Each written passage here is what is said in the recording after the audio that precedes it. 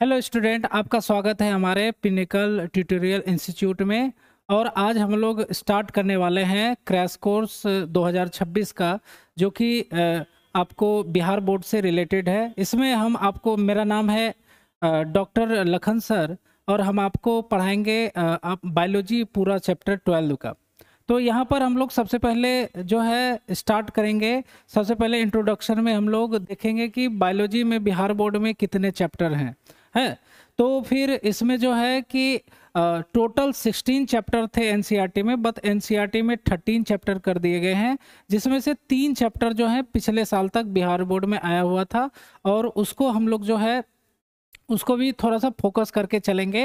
हालांकि इसे अब बिहार बोर्ड के बुक से हटा दिया गया है, बट हम लोग जो उससे रिलेटेड है उसको पढ़ेंगे। तो यहाँ पर जो है हम लोग स्टार्ट करेंगे इंट्रोडक्शन में। सबसे पहले क्रैश कोर्स में कौन कौन से चैप्टर हैं आपके क्लास 12th बायोलॉजी में, है ना, तो उसे हम लोग एक एक करके देखेंगे। जैसे कि सबसे पहला जो यूनिट है, चैप्टर है, तो वो है रिप्रोडक्शन का। तो रिप्रोडक्शन में 4 चैप्टर हैं रिप्रोडक्शन यूनिट में, जिसमें से एक चैप्टर हटा दिया गया, बट हम लोग उसको भी कवर करेंगे। जैसे कि इसमें पहला जो चैप्टर है रिप्रोडक्शन में, वो है reproduction in organism. Reproduction in organism ये पहला चैप्टर है। इसको पढ़ने से हमें आगे जो 3 चैप्टर हैं वो हम लोग इजीली पढ़ सकते हैं।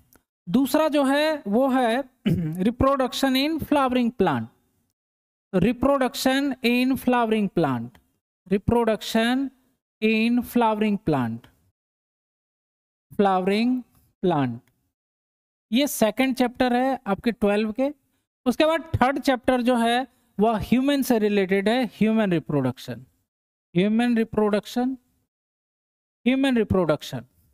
और फोर्थ चैप्टर जो है रिप्रोडक्शन यूनिट का, वो है आपका ह्यूमन ये रिप्रोडक्टिव हेल्थ, रिप्रोडक्टिव हेल्थ। तो ये आपका जो है पहला यूनिट है ना, क्लास 12 बायोलॉजी का, है ना। इसको हम लोग रिप्रोडक्शन यूनिट कहते हैं, रिप्रोडक्शन से रिलेटेड है।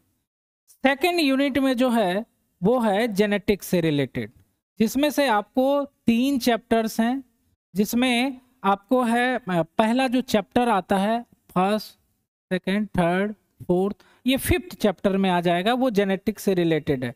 जिसमें जो फर्स्ट चैप्टर है उसमें आपको principle of inheritance, inheritance and variation, जिसमें हम लोग मेंडल का लॉ पढ़ते हैं, है ना, मेंडलिज्म पढ़ते हैं। उसके बाद इसके बाद जो अगला चैप्टर है वो है आपका molecular basis of inheritance, molecular basis of inheritance, जिसमें हम इसमें डीएनए और आरएनए के बारे में पढ़ते हैं। आप जानते हो कि डीएनए से बहुत सारा क्वेश्चन आता है आपके बोर्ड के एग्जाम में। ये हो गया 6th चैप्टर। अब इस जेनेटिक्स में लास्ट जो चैप्टर आता है वो है एवोल्यूशन, एवोल्यूशन, जिसमें हम, है ना, लिविंग्स के परिवर्तन में पढ़ते हैं, चेंजेस पढ़ते हैं। तो ये हो गया जेनेटिक्स का यूनिट, यूनिट ऑफ जेनेटिक्स, ये जेनेटिक्स यूनिट्स में आता है। उसके बाद 7 चैप्टर हो गए। इसके बाद जो है आपका जो है ह्यूमन वेलफेयर से रिलेटेड है, जिसमें से 8वां जो चैप्टर है इसमें आपको 8वां जो चैप्टर है इसमें है microbes in human welfare, human welfare. उसके बाद 9वां जो है हेल्थ एंड डिजीज चैप्टर है, हेल्थ एंड डिजीज चैप्टर है। इसके अलावा जो 10वां चैप्टर है उसमें आपको आ जाएंगे बायोटेक्नोलॉजी, बायोटेक्नोलॉजी का यूनिट है, ये है आपका human welfare, human welfare unit होता है। ह्यूमन वेलफेयर का अर्थ होता है मानव कल्याण। तो हेल्थ और डिजीज में हम लोग मानव कल्याण के बारे में पढ़ते हैं, और माइक्रोब्स इन ह्यूमन वेलफेयर में छोटे छोटे सूक्ष्म जीवों की सहायता से आदमी के लिए जो है यूजफुल चीज़ें बनाई जाती है। तो ह्यूमन वेलफेयर मतलब मानव कल्याण का ये यूनिट है। इसके बाद जो अगला अगला जो चैप्टर है, अगला जो यूनिट है, ये है बायोटेक्नोलॉजी।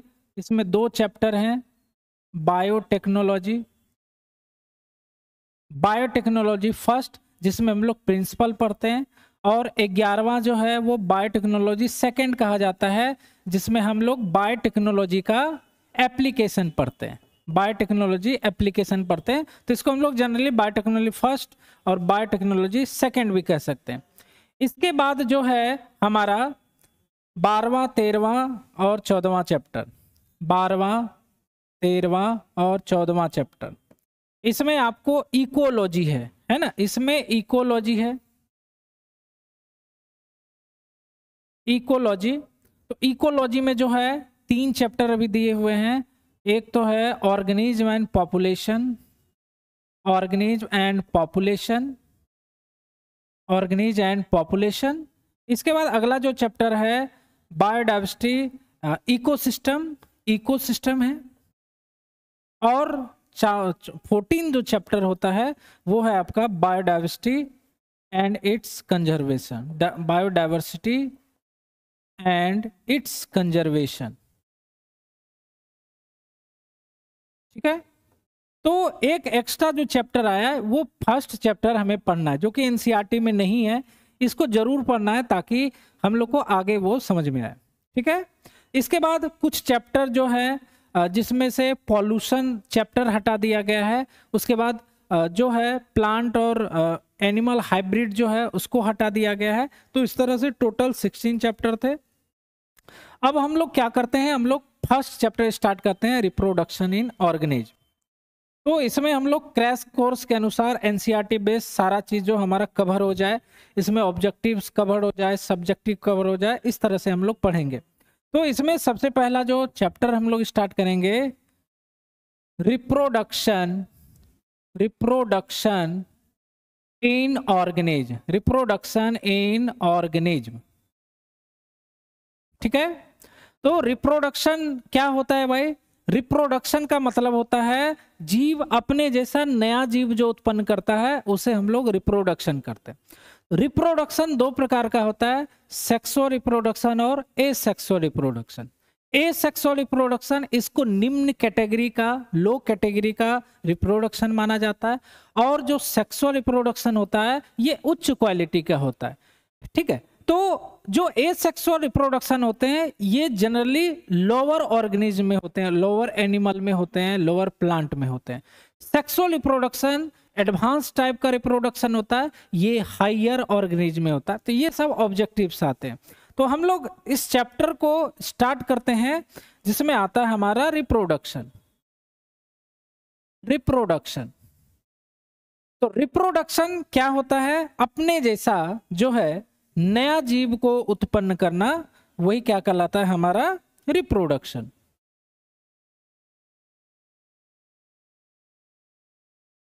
ठीक है, तो रिप्रोडक्शन क्या होता है भाई?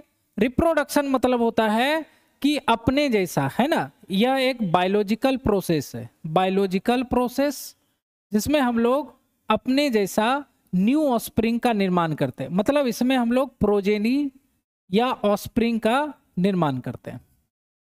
ठीक है, तो रिप्रोडक्शन जो है वह 2 प्रकार का होता है।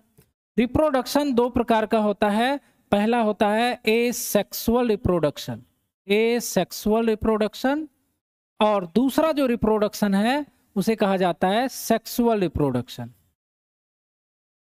Sexual reproduction. तो 2 तरह के रिप्रोडक्शन हो गए। ठीक है, तो हम लोग पहले इसका अंतर पढ़ते हैं, क्योंकि क्लास 12 में जो होता है इन दोनों का डिफरेंस पूछा जाता है क्या होता है, तो उसी में इसकी परिभाषा आ जाएगी और सभी चीजें आ जाएगी। तो हम लोग इसे इस तरह से पढ़ते हैं।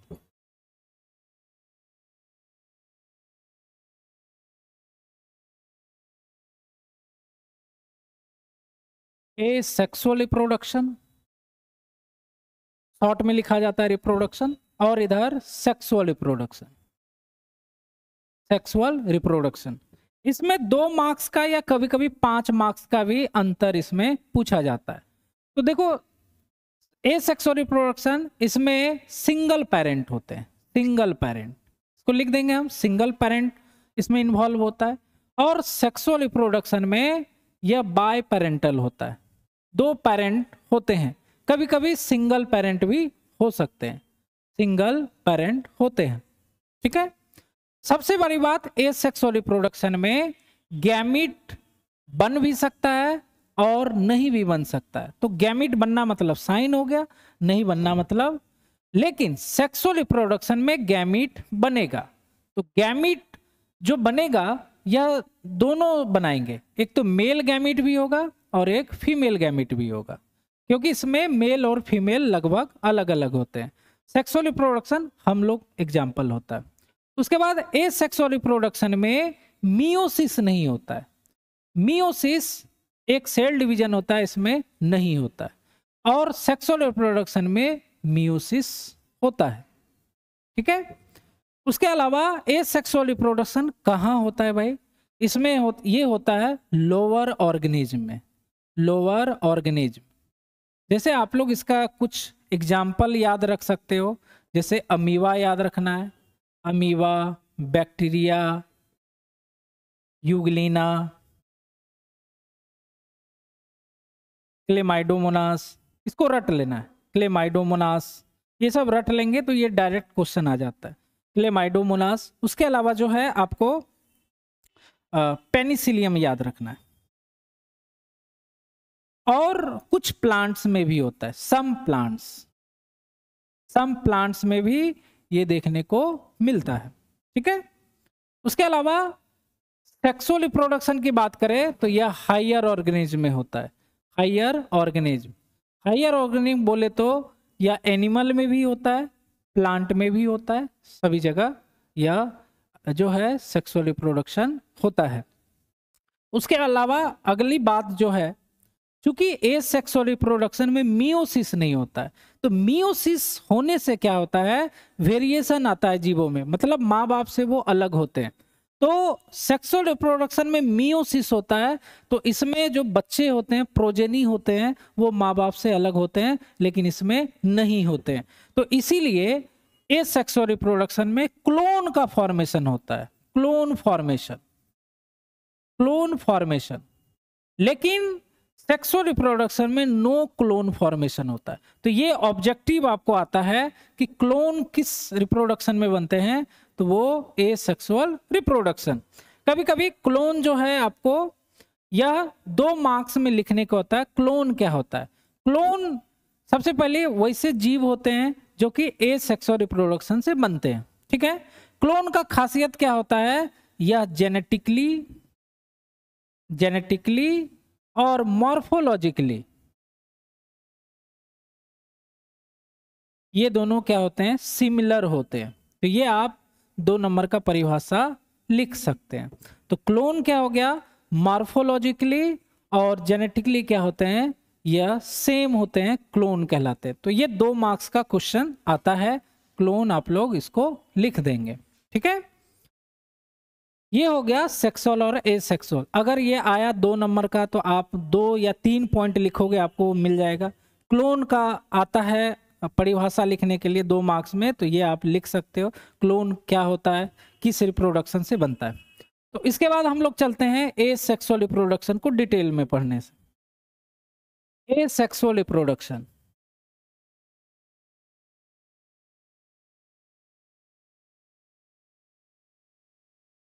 एसेक्सुअल रिप्रोडक्शन, तो एसेक्सुअल रिप्रोडक्शन जो होता है यह कई प्रकार का होता है।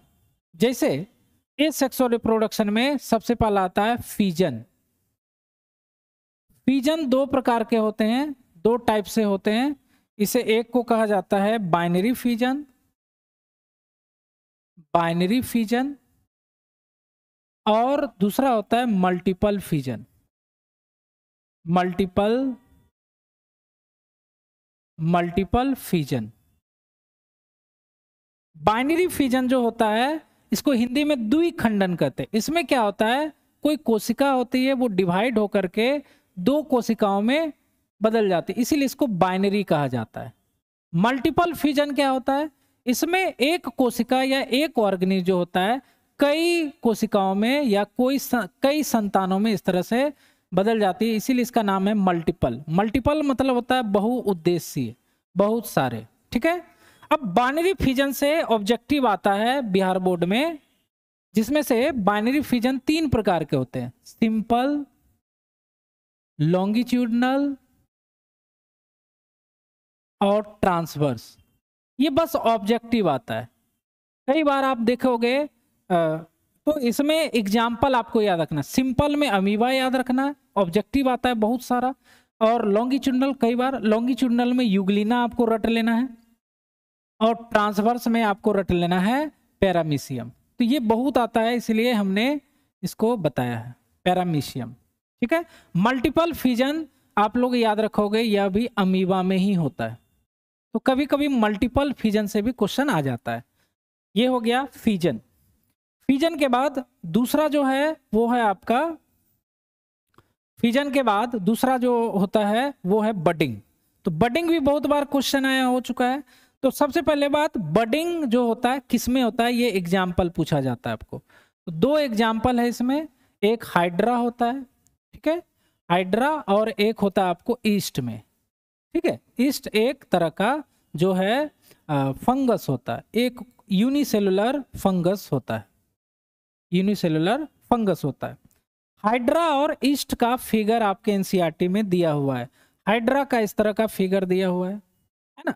इसमें क्या होता है, हाइड्रा, ये हाइड्रा है, और इसमें क्या होता है, बड लाइक स्ट्रक्चर निकलता है यहाँ से नीचे के साइड से, और धीरे धीरे ये बड लाइक स्ट्रक्चर जो होता है ये बढ़ने लगता है धीरे धीरे हाइड्रा से, इस तरह से हाइड्रा से ये बढ़ने लगता है। ठीक है।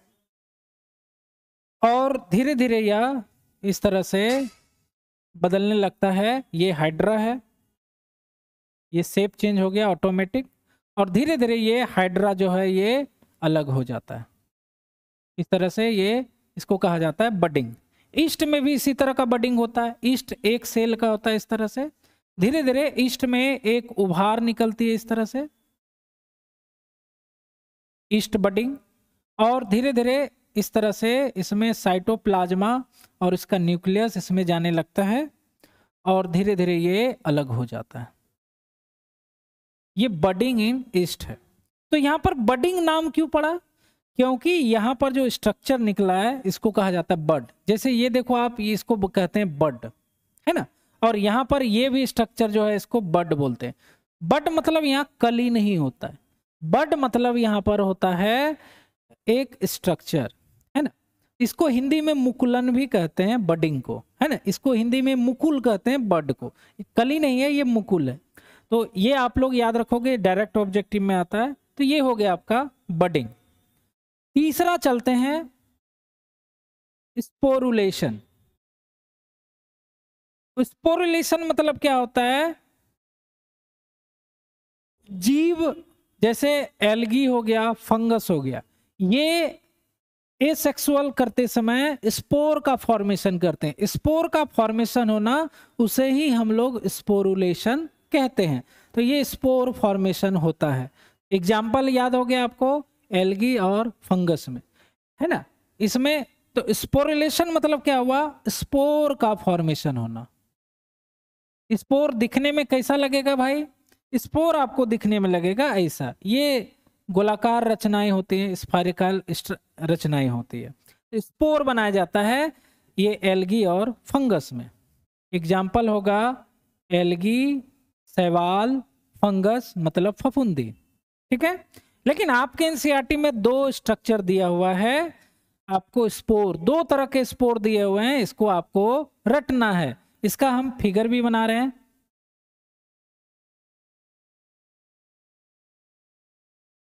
ये देखना आप, एनसीईआरटी में आपको ये दिया हुआ है। ठीक है। ये है क्लेमाइडोमोनास, क्लेमाइडोमोनास। ठीक है। इसके अलावा जो है क्लेमाइडोमोनास, इसके अलावा एक और दिया हुआ है जिसका नाम है पेनिसिलियम। इस तरह से पेनिसिलियम होता है, इस तरह से ये पेनिसिलियम है, और इसके ऊपर में, है ना, एक और प्रकार का स्पोर होता है, इसको कहा जाता है कोनिडिया। ये है कोनिडिया। और यहाँ पर जो ये स्पोर है ये है जू स्पोर। तो ये आपको रटना है बिल्कुल कि भाई क्लेमाइडोमोनास का स्पोर का नाम जू स्पोर है, और ये जो पेनिसिलियम है, पेनिसिलियम वही पेनिसिलियम है जिससे हम लोगों ने पेनिसिलिन का निर्माण किया था, एंटीबायोटिक का निर्माण किया था, वही वाला पेनिसिलियम है। और ये पेनिसिलियम में ये जो आप देख रहे हो स्पोर, ये कोनिडिया है। तो दो स्पोर आपको रट लेना है बिहार बोर्ड के लिए, एक जू स्पोर क्लेमाइडोमोनास और एक कोनिडिया है जो पेनिसिलियम से प्राप्त होता है। ये हो गया हमारा स्पोरुलेशन। इसके बाद एक आता है फ्रेगमेंटेशन। फ्रेगमेंटेशन एग्जाम में नहीं आता है भाई। फ्रेगमेंटेशन क्या होता है, जैसे एल्गी और फंगस होता है, उसका बॉडी टूट जाता है, प्रत्येक टुकड़ा एक नया फंगस या एल्गी बना देता है, फ्रेगमेंटेशन कहते हैं। वो भी एक प्रकार होता है ना। बस उसका बस नाम लिखेंगे, उसके बारे में हम लोगों को पढ़ना नहीं है। फ्रेगमेंटेशन, फ्रेगमेंटेशन मतलब क्या होता है, फ्रेगमेंट मतलब होता है टुकड़ा। इसमें क्या होता है कि या तो एल्गी या तो फंगस, इनका शरीर टूट जाता है किसी कारणों से, और प्रत्येक टुकड़ा नए फंगस या एल्गी में बदल जाता है। इसका एक एग्जाम्पल हम बताते हैं, जैसे रोटी होता है, ब्रेड। ब्रेड को कई दिनों तक अगर छोड़ दोगे आप तो उसमें फंगस लग जाता है, ठीक है। अब ब्रेड को आपको तोड़ देना है, तो ब्रेड को जैसे तोड़ोगे तो फंगस का बॉडी टूट जाएगा, और उसको फिर से वहीं रख दो तो फिर से जितना टुकड़ा है फंगस का वो नया फंगस में बदल जाएगा। बस इतना ही सही है फ्रेगमेंटेशन में। इसके बाद जो लास्ट है वो है आपका वेजिटेटिव रिप्रोडक्शन।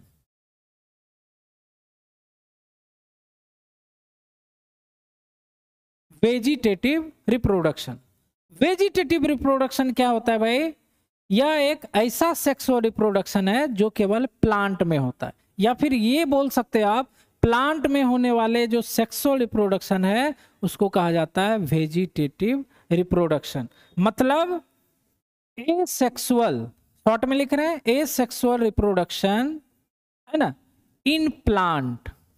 प्लांट में होने वाले जो एसेक्सुअल रिप्रोडक्शन है उसको कहा जाता है वेजिटेटिव रिप्रोडक्शन। इसे हिंदी में हम लोग कायिक भी कहते हैं। कायिक, कायिक मतलब क्या होता है, काया, शरीर।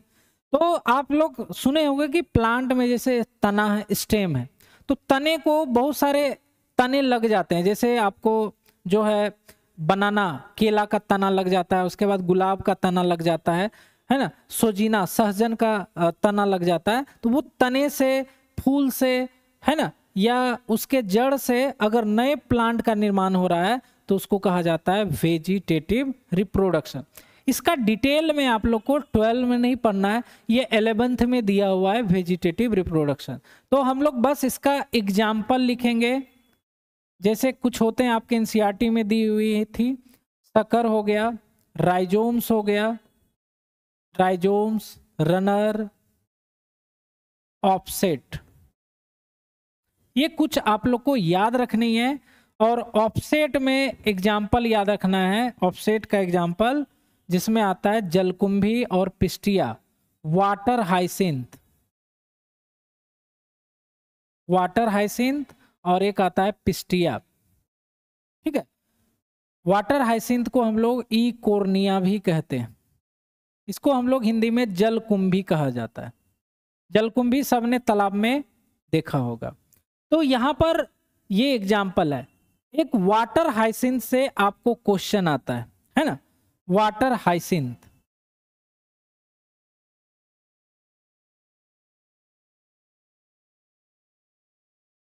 वाटर हाइसिंथ सभी लोग जानते हो कि जलकुंभी सब लोगों ने देखा हुआ है ना। तो जलकुंभी जो है सब लोगों ने देखा हुआ है, और जलकुंभी को, है ना, ये तालाब में बहुत जल्दी फैल जाता है, इसीलिए इसको टेरर ऑफ बंगाल भी कहते हैं, टेरर ऑफ बंगाल। तो ये एक ऑब्जेक्टिव हो गया कि टेरर ऑफ बंगाल किसको कहते हैं, वाटर हाइसिंथ को, क्योंकि बंगाल में सबसे पहले इसको लाया गया था विदेशों से इस पौधे को। और बंगाल में बंगाली लोग जो होते हैं वो मछली उत्पादन बहुत ज़्यादा करते हैं, तो जब ये लाया गया था तो ये पूरे तालाब में फैल जाता था, जिसके कारण सारी मछलियां मर जाती थी। तो इसीलिए इसको टेरर मतलब आतंक फैल जाना, ये आतंक फैला दिया, अभी भी फैलाता है। तो टेरर ऑफ बंगाल कहते हैं, क्यों कहते हैं? क्योंकि ये कचड़ा है, इन्वेसिव वीड। वीड्स मतलब होता है कचड़ा, प्लांट वाला कचड़ा, अनवांटेड प्लांट। तो ये छा जाता है, इन्वेसिव वीड्स होता है। इसका इफेक्ट क्या होता है भाई? ये क्या करता है? ऑक्सीजन को ड्रेन कर लेता है, drain of oxygen from water. Water से ऑक्सीजन को ड्रेन कर लेता है, सोख लेता है, जिसके कारण क्या हो जाती है? सो डेथ ऑफ फिश, मछलियों का मृत्यु हो जाती है। इसीलिए इसको टेरर ऑफ बंगाल कहते हैं। ठीक है, ये हो गया हमारा एसेक्सुअल रिप्रोडक्शन। ये क्या हो गया हमारा? Asexual reproduction. ठीक है, इसके बाद अब हम लोग चलते हैं सेक्सुअल रिप्रोडक्शन पे।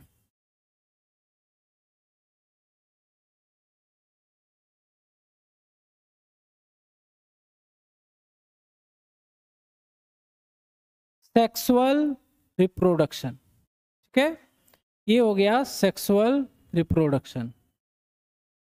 सेक्सुअल रिप्रोडक्शन किसे कहते हैं भाई? आप लोग जानते हो कि इसको बाय दो पेरेंट होते हैं, इसमें कभी कभी सिंगल पेरेंट भी होते हैं। तो सेक्सुअल रिप्रोडक्शन क्या होता है? या स्लो प्रोसेस होता है, स्लो प्रोसेस होता है, जल्दी नहीं होता है। उसके बाद ये कॉम्प्लेक्स प्रोसेस होता है, कॉम्प्लेक्स प्रोसेस होता है। ज्यादातर इसमें दो पेरेंट होते हैं, इसीलिए इसको बोलते हैं बाय पेरेंटल। वन पेरेंट भी हो सकते हैं, ज्यादातर बाय पेरेंटल होते हैं। मेल फीमेल इसमें अलग अलग होते हैं। ठीक है, मेल मेल गैमीट बनाता है, फीमेल फीमेल गैमीट बनाता है ना। अब सेक्सुअल रिप्रोडक्शन का कंसेप्ट हम लोग समझते हैं। सेक्सुअल रिप्रोडक्शन का जो कंसेप्ट है वो इस तरह से, मेल अलग होता है, मेल अलग होता है, फीमेल अलग होता है। ठीक है, मेल गैमीट बनाएगा जिसको हम लोग स्पर्म कहते हैं, फीमेल जो है गैमीट बनाएगी जिसको हम लोग ओवा कहते हैं। ठीक है, स्पर्म ओवा जो होते हैं फिर से ये एक दूसरे में फ्यूज हो जाते हैं, जिसके कारण जाइगोट का फॉर्मेशन होता है, और ये जाइगोट डेवलप होकर के इम्ब्रियो में बदल जाता है इस तरह से। जाइगोट जो है वो डेवलप होके इस तरह से इम्ब्रियो में बदल जाएगा, जिसको हम लोग इम्ब्रियो बोलते हैं, जिसको हम लोग इम्ब्रियो बोलते हैं। ठीक है, और यही इम्ब्रियो जो है यह प्रोजेनी में बदल जाएगा, प्रोजेनी। ठीक है, तो सेक्सुअल रिप्रोडक्शन में 3 स्टेप में कंप्लीट होता है। क्या क्या है भाई? सबसे पहले बात, यहां पर देखो स्पर्म ओवा ये गैमीट होते हैं, है ना, ये मियोसिस के कारण बनते हैं। यहां पर भी फीमेल ओवा जो बनाती है वह मियोसिस के कारण बनती है। तो स्पर्म और ओवा का बनना, इसी को कहा जाता है प्री फर्टिलाइजेशन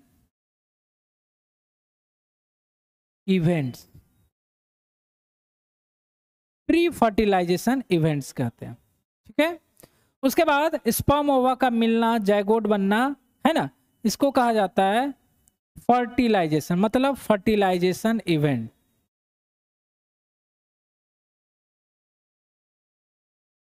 और जाइगोट से एम्ब्रियो बनना, है ना, एम्ब्रियो से फिर प्रोजेनी का बनना, इसको कहा जाता है post fertilization event.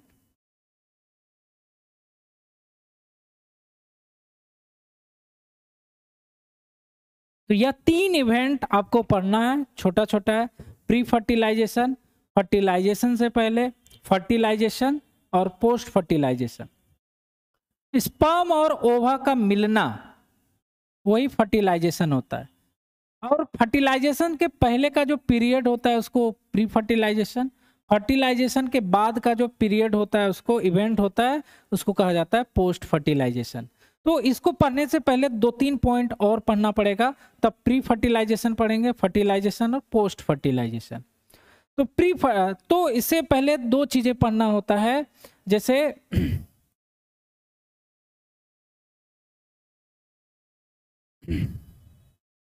Pre fertilisation, post fertilise. तो यहां पर हम लोग पढ़ेंगे पहले सेक्सुअलिटी। सेक्सुअलिटी मतलब कि कौन कौन सा सेक्स होता है। तो आप जानते हो मेल और फीमेल होता है। तो सेक्सुअलिटी को हम लोग दो तरह से रिप्रेजेंट करते हैं।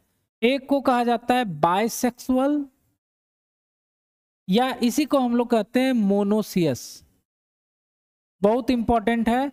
और दूसरा जो है यूनिसेक्सुअल, जिसको हम लोग डायोसियस भी कहते हैं। तो बहुत क्वेश्चन इस पे आता है। बायसेक्सुअल या मोनोसियस किसको बोलते हैं, बायसेक्सुअल को। डायोसियस किसको बोलते हैं हम लोग, यूनिसेक्सुअल। बायसेक्सुअल आप लोग जानते हो, बायसेक्सुअल मतलब क्या होता है, जब किसी जीव में मेल और फीमेल दोनों पार्ट हो, दोनों part, both male and female part, both male and female part present होना चाहिए। और इसमें क्या होगा, आइदर मेल और फीमेल पार्ट, आइदर मेल और फीमेल पार्ट होना चाहिए। ठीक है। अब इसका आपको एग्जाम्पल याद रखना है ना। एग्जाम्पल याद रखना बहुत पूछा जाता है। बायसेक्सुअल का एग्जाम्पल क्या हो जाएगा, जैसे आप मेज हो गया, कोकोनट हो गया, बहुत इंपॉर्टेंट, कैस्टर हो गया, ये डायरेक्ट ऑब्जेक्टिव में आता है। मेज, कोकोनट, कैस्टर, ईटीसी, ये बायसेक्सुअल प्लांट होते हैं, है ना। उसके अलावा यूनिसेक्सुअल प्लांट का एग्जाम्पल दो है, इसको एकदम याद रखना है, जिसमें आता है डेट पाम, पपाया, पपीता। तो आपने देखा होगा खजूर या पपीता में एक मेल जो खजूर होता है, मेल खजूर, उसमें खजूर नहीं आते हैं, फीमेल वाले में आते हैं। पपीता में भी एक पपीता, जो पपीता का पेड़ होता है जिसमें पपीता आता है, वो फीमेल होता है, जिसमें पपीता नहीं आता है वो मेल होता है। मतलब मेल और फीमेल अलग अलग होना वही यूनिसेक्सुअल को दिखाता है। बायसेक्सुअल में मेल फीमेल दोनों पार्ट एक साथ रहते हैं। तो ये हो गया हमारा सेक्सुअलिटी। ठीक है, ये हो गया हमारा सेक्सुअलिटी।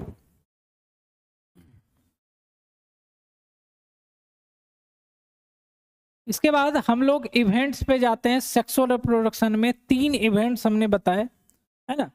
3 इवेंट्स होते हैं। प्री फर्टिलाइजेशन इवेंट, इसमें गैमीट बनता है और गैमीट का ट्रांसफर होता है। फर्टिलाइजेशन और पोस्ट फर्टिलाइजेशन। तो आगे की ओर चलते हैं हम। पहला है pre fertilization. Pre fertilization event. तो फर्टिलाइजेशन का पहले, है ना, events before fertilization, events before fertilization. ठीक है। तो इसमें क्या क्या होगा भाई, इसमें क्या क्या पढ़ेंगे, 2 चीजें इसमें पढ़ते हैं हम। एक तो होता है गैमिटोजेनेसिस, गैमिटोजेनेसिस, और दूसरा जो है वो है गैमीट ट्रांसफर। तो सेक्सुअल रिप्रोडक्शन में पहला काम क्या करना है, गैमीट बनाना। इसका मतलब क्या होगा, formation of gamete, formation of gamete. ठीक है। और एक बहुत इंपॉर्टेंट चीज है, gametes are always haploid, gametes are always haploid. ठीक है। तो बहुत इंपॉर्टेंट, इसको रट लेना है। हैप्लॉइड को एन से डिनोट करते हैं, बहुत ही वीवीआई है। उसके अलावा गैमीट के बारे में पूछा जाता है। गैमीट कितने तरह के होते हैं, तो 2 तरह के होते हैं, आइसोगैमीट, हेट्रोगैमीट। आइसोगैमीट मतलब दोनों गैमीट एक समान हो, और हेट्रोगैमीट जो होते हैं दोनों गैमीट अलग अलग साइज के होते हैं। ज्यादातर हेट्रोगैमीट होता है, होमोगैमीट बहुत कम होता है। उसके बाद गैमीट बनाने के लिए सेल डिवीजन कौन सा, ये बहुत इंपॉर्टेंट है। Cell division, cell division in gamete. तो गैमीट में सेल डिवीजन क्या होगा भाई, गैमीट बनाने के लिए सेल डिवीजन, गैमीट फॉर्मेशन, तो वो होता है मियोसिस, मेजॉरिटी ऑफ मियोसिस होता है ना। लेकिन इसमें दो कंडीशन होते हैं भाई, है ना। दो तरह के ऑर्गेनिज्म होते हैं, एक डिप्लॉयड ऑर्गेनिज्म, डिप्लॉयड मतलब जिसमें क्रोमोसोम के दो सेट होते हैं, और एक होते हैं हैप्लॉयड। डिप्लॉयड ऑर्गेनिज्म में आप लोग ध्यान रखोगे, डिप्लॉयड में हम लोग आते हैं, जैसे एनिमल लगभग डिप्लॉयड होते हैं, ठीक है। उसके बाद प्लांट में आपको टेरिडोफाइट, जिम्नोस्पर्म और एंजियोस्पर्म, ये चारों के चारों जो होते हैं डिप्लॉयड ऑर्गेनिज्म होते हैं। और इसमें जो डिवीजन होता है वो मियोसिस होता है। गैमिट बनाने के लिए मियोसिस की आवश्यकता होती है, ठीक है। और इन डिप्लॉयड ऑर्गेनिज्म में ये जितने भी हैं, इसमें एक विशेष प्रकार की शरीर में कोशिका होती है जिसको कहा जाता है मियोसाइट्स। तो मियोसाइट्स आप लोग ध्यान में रखेंगे, बहुत इंपॉर्टेंट है मियोसाइट्स। तो मियोसाइट डिप्लॉयड ऑर्गेनिज्म में पाया जाता है, एनिमल, अब ये प्लांट के पार्ट होते हैं, ठीक है। अब हैप्लॉयड जीव के साथ चलते हैं। तो हैप्लॉयड जीव कौन कौन से होते हैं भाई? बैक्टीरिया हो जाएगा, फंगस हो जाएगा, और प्लांट में दो आ जाते हैं, एल्गी और ब्रायोफाइट, एल्गी और ब्रायोफाइट्स, ठीक है। और इसमें जो सेल डिवीजन होता है, इसमें होता है माइटोसिस। तो आप अगर पढ़े होगे थोड़ा सा भी 12 में, तो आपने हमेशा मियोसिस का नाम सुना होगा गैमिट बनाने के लिए। एक्चुअली में हम लोग खुद का पढ़ते हैं। हम लोग खुद क्या है? एनिमल है। आदमी क्या है? ह्यूमन क्या है? वो डिप्लॉयड होता है, हम लोग डिप्लॉयड हैं। तो इसीलिए हम लोग डायरेक्ट आंख बंद करके मियोसिस याद रखते हैं। लेकिन सभी जीवों में नहीं होता है भैया।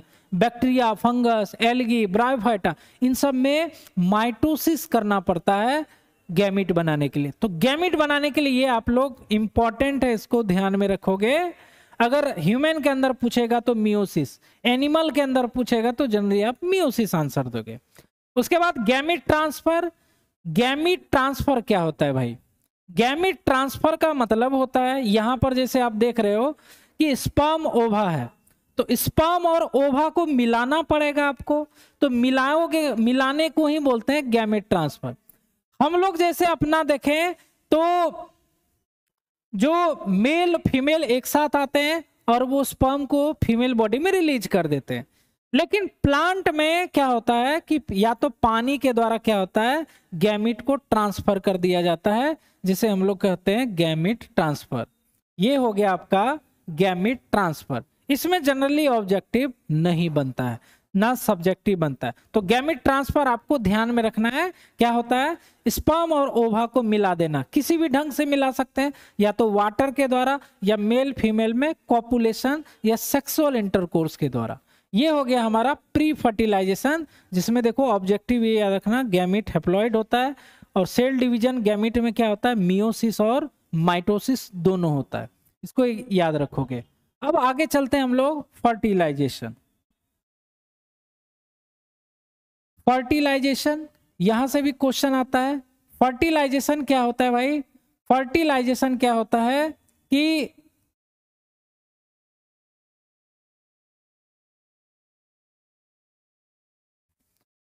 फर्टिलाइजेशन मीन्स होता है मेल और फीमेल गैमिट का fusion, fusion of gametes. Male और फीमेल गैमिट्स का मिल जाना, वही क्या कहलाता है? फर्टिलाइजेशन कहलाता है, ठीक है। फर्टिलाइजेशन दो प्रकार से आप कर सकते हो। एक को कहा जाता है इंटरनल फर्टिलाइजेशन। जब फर्टिलाइजेशन की क्रिया बॉडी में होती है तो उसे कहा जाता है इंटरनल फर्टिलाइजेशन। ये हम लोग अपने से लिख सकते हैं। उसके बाद एक्सटर्नल फर्टिलाइजेशन, जब फर्टिलाइजेशन की क्रिया बाहर हो, शरीर के बाहर हो, कहाँ होगा? पानी में होगा, है ना। तो इसको कहा जाता है एक्सटर्नल फर्टिलाइजेशन, जिसमें आप लोग एग्जाम्पल याद रख सकते हो। इंटरनल फर्टिलाइजेशन ये ह्यूमन में होता है, एनिमल में होता है, ह्यूमन में होता है। उसके अलावा प्लांट में होता है, जिसमें आपको टेरिडोफाइट हो गया, जिम्नोस्पर्म हो गया और एंजियोस्पर्म हो गया। ये आपको याद रखना है इंटरनल फर्टिलाइजेशन। बाहर एक्सटर्नल फर्टिलाइजेशन के लिए आप लोग को याद रखना है फेस। मछली आप लोग जानते हो पानी में ही अपना स्पर्म ओवा डाल देता है, वहीं पे वो मिल जाता है। उसके बाद फिश के बाद अगला जो आता है वो होता है एम्फीबिया, जिसमें आपको फ्रॉग आते हैं। फ्रॉग भी आप लोग बचपन में पढ़े होंगे कि यह अपना अंडा और स्पर्म पानी में रिलीज कर देता है, जिसके कारण एक्सटर्नल फर्टिलाइजेशन होता है। एक और चीज आपको आता है क्लास 12 में 2 नंबर में, है ना, 2 मार्क्स में, ये बहुत इंपॉर्टेंट है, जिसको कहा जाता है पार्थेनोजेनेसिस। पार्थेनोजेनेसिस क्या होता है भाई? पार्थोजेनेसिस जिसमें फर्टिलाइजेशन के बिना ही जीव बच्चे का निर्माण हो जाना, है ना। पार्थेनोजेनेसिस में क्या होता है ना, इसमें क्या होता है, विदाउट फर्टिलाइजेशन, है ना, फॉर्मेशन ऑफ प्रोजेनी। प्रोजेनी मतलब होता है शिशु या बच्चा, या ऑस्प्रिंग मतलब होता है बच्चे, है ना। Formation of progeny and offspring without fertilization, ये परिभाषा लिख दोगे एग्जाम में आएगा, और एग्जाम्पल एक लगा दोगे तो 2 नंबर कहीं नहीं जाएगा, है ना। जिसे हनी बी आप लोग याद रखोगे, हनी बी में बिना फर्टिलाइजेशन के होता है। एक आप टर्की भी याद रख सकते हो, एक पंछी होती है। ये हो गया पार्थेनोजेनेसिस, 2 नंबर का आता है, परिभाषा और एग्जाम्पल हम लिख देंगे, आसानी से आ जाएगा, ठीक है। इसके बाद हम लोग चलते हैं, है ना, पोस्ट फर्टिलाइजेशन इवेंट। ये लास्ट टॉपिक है, post fertilization events. Post fertilization events, ठीक है। तो इसमें जो है आपको, इसमें क्या होता है, जाइगोट का फॉर्मेशन, जाइगोट फॉर्मेशन, है ना। स्पर्म और ओवा जो है, स्पर्म प्लस ओवा, ये फ्यूज होकर के क्या बनते हैं, जाइगोट, ठीक है। इसमें देखो ऑब्जेक्टिव क्वेश्चन आते हैं, जैसे जाइगोट है तो जाइगोट क्या होता है, ऑलवेज डिप्लॉयड, बहुत इंपॉर्टेंट, बहुत ही इंपॉर्टेंट ये है, VVI है, 1 मार्क्स के लिए आता है, ठीक है। और जाइगोट फॉर्मेशन हो गया, है ना, स्पर्म और ओवा के मिलने से जाइगोट बनता है, और जाइगोट आर ऑलवेज डिप्लॉयड, ठीक है। अब जाइगोट में 2 चीजें होती हैं। अगर जाइगोट में माइटोसिस हो रहा है, जाइगोट में अगर माइटोसिस हो रहा है तो जीव जो होगा उसमें इम्ब्रियो बनेगा, भ्रूण, जिसको हम लोग भ्रूण भी कहते हैं, ठीक है। और जाइगोट में अगर माइटोसिस हो जा सॉरी जाइगोट में अगर मियोसिस हो जाएगा तो उसमें इम्ब्रियो नहीं बनेगा। तो हम लोग के सिलेबस में जो है ये दिया हुआ इम्ब्रियो, तो जाइगोट इम्ब्रियो में बदलेगा जब माइटोसिस होगा। तो लास्ट जो पार्ट है वो क्या हो गया, इम्ब्रियोजेनेसिस। इम्ब्रियोजेनेसिस ये 2 मार्क्स में कभी कभी आता है, ठीक है। इम्ब्रियोजेनेसिस क्या होगा, जाइगोट का इम्ब्रियो में विकास हो जाना, डेवलपमेंट हो जाना, उसको कहा जाता है इम्ब्रियोजेनेसिस। तो इसका डिफिनेशन आप क्या लिखोगे एग्जाम में, है ना, the development of zygote into embryo